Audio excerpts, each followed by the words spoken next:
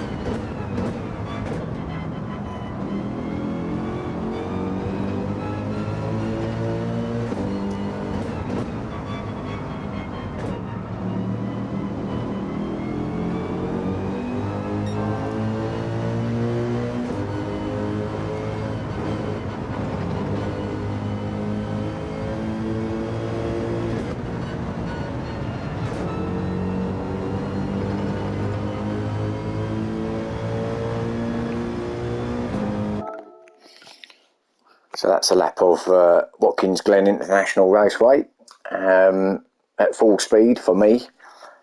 So here we go, back to start lap 4. I'll talk you through the lap now. Here we go. So over the line we go, and then just missed the 100 metre marks, just there, the 100 metre board right up the top left there on the fence. Just about to start the breakdown now. On this point I'm obviously looking to hit that apex, slightly negative camber first turn here at the Watkins Glen, and can be a little bit hairy if you've got a lot of cars going down there, but as we approach it now, we're obviously looking to hit that apex, and we've got the runoff over on the left hand side as you come out. Now I'm hitting it, I'm going in on about 3rd gear. Just as I'm hitting the corner, I'm then short shifting it into 4th to then boost myself out. Now we've got all this runoff here on the left hand side now, depending on what the penalties are on. I've had it on weak here, but I don't know if they're going to be on strong for the races, but if they are, either way, if you get yourself out on that grey bit of tarmac the other side of the yellow and red, or orange and red curbing, you're definitely going to get a penalty here at turn 1. You can ride it like I'm doing here all the way along, really. Up the hill now, full whack all the way to bus stop chicane. Keep going up the gearbox. Now only just about getting to the 6th, about here now. There you go. And then 200 metre board for me is about where I start to drop it down, and again aiming for that inside curb of the bus stop chicane. A little bit wide actually, you can cut that a little bit better than that, but I'm just about to go into there, into 3rd again, but as I say, going to quick short shift through the middle part of the chicane into 4th, just to get yourself through there, straighten up.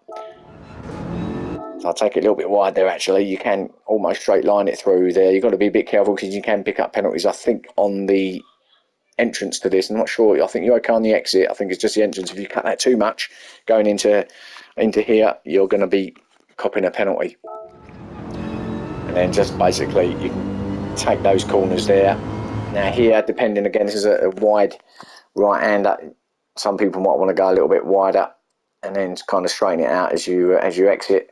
I tend to kind of try and hug it as tight as I possibly can on that inside line. Now I try to start to feed it out, and I go up the gearbox, drop it up into 4th gear. Take all that curb there. You can use all that runoff. Again, I think if you go over that, you're going to pick a penalty up, but you're okay if you're on it. You can use that little bit of runoff there as well on the exit on the curb out onto the right hand side to get yourself lined up for this next left-hander. Again, some people might want to take it wider. I hug it now mid-corner again. I'm applying the pressure now at the throttle now to feed yourself out to that right-hand side curb. You don't really want to be going off. You haven't got much of a runoff there. Obviously, you've got your curb yourself, but other than that, you've got the fence and a bit of grass, so got a little bit careful out there. All the way downhill now to this next positive camber. Right-hander uphill. Now again, I tend to take it wider. I think that's probably the line anyway. Take it wide to then kind of square it off and get yourself onto the apex at that point, right on the apex itself, right on the bend. Again, just starting to apply the pressure a little, the power. Now on there, the little runoff there that you've got the other side of the white line, that is there for a purpose, and that is there to be used. That is so you can, when you do apply that power early, it gives you a little bit of extra piece of track to use without hitting the barrier, basically. So it is there to be used, and it's there for that exact purpose. As you can see, I'm using some of it. Now up to the top of the hill, up the top over the brow, blind right-hander apex at the next one. About this point, 100 metre board. Again, going to look to drop it down now. Here I drop it down to 2nd. That's what I feel comfortable in this Merc. But short shift into 3rd. Again, as I hug the thing, now I come out, short shift it up to 3rd. You can use that runoff on the left. Again, I don't think you can use all of it, but you can use most of it to where like the little drain, the line of the drain is. That'd be fine there. Up this little short hill for this next left-hander, another really blind apex. Now this one it's a little bit deceiving. You think as you're coming around it, I'm just going to feather it through here. Again, mid-corner, change your gear. As you come to this point, you think, oh, that's all right, yeah, I can power that out. I've got plenty of room out there on the right-hand side where the wall is. Don't be fooled, because you haven't. As you can be very close to that wall if you're not careful, and that barrier will hurt if you start hitting that. So yeah, you want to be a little bit careful around that one. And if you touch that inside curb, actually, as you go into the apex, that is going to unsettle the car, and that might even spin it. You might even end up hitting these barriers on the right hand side, but you don't want to be hitting that inside or touching that inside curb. So now onto the final couple of corners. Stay to the right hand side.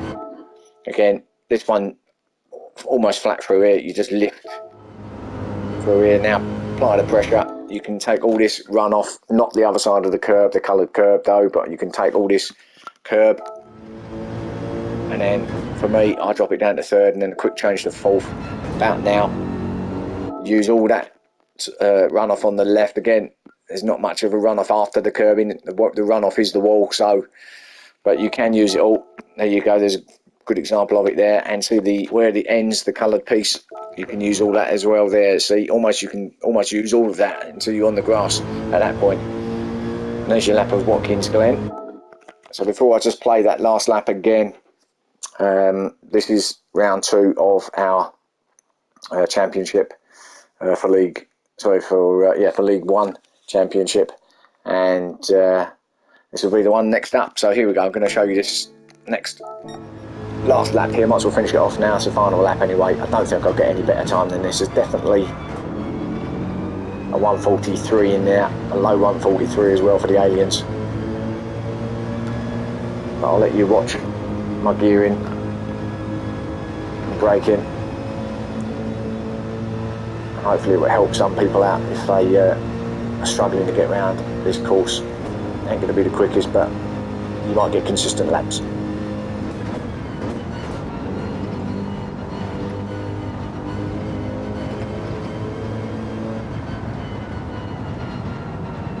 Actually take it a bit too wide there. So it's probably not the best example.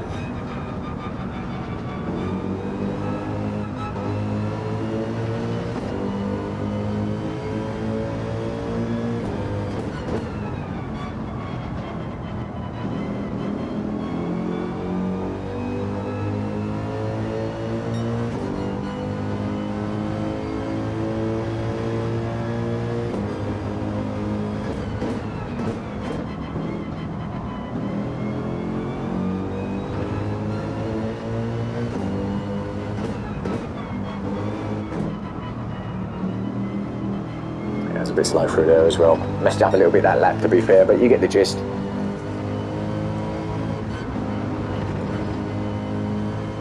As we come around the final corner now,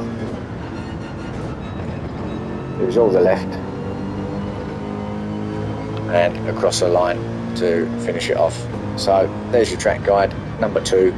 Thanks for watching. Hope you join me again next time for the videos for the main races, and I'll see you again.